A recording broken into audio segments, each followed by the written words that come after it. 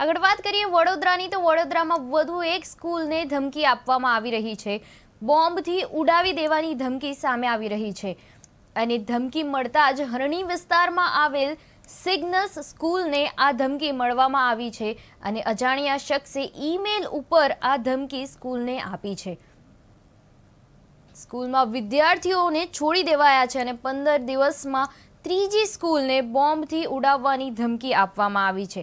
School પર police, dog squad, bomb squad હાજર, કોઈ શંકાસ્પદ વસ્તુ ન મળતા રાહતનો શ્વાસ લેવાયો છે।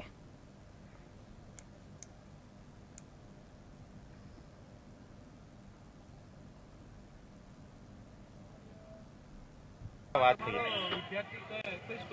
ગ્રેડ 2 તમને શું કોલ આવ્યો સ્કૂલમાંથી?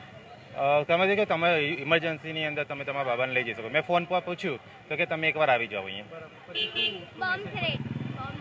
બોમ્બ થ્રેટનો કંઈક મેસેજ મળ્યો છે એવું કીધું મેડમે। એટલે તમે તમારા વિદ્યાર્થી લઈ જઈ રહ્યા છો? હા, એટલે લઈ જાઉં છું એમને, ઘરે લઈ જાઉં છું। કૃણાલ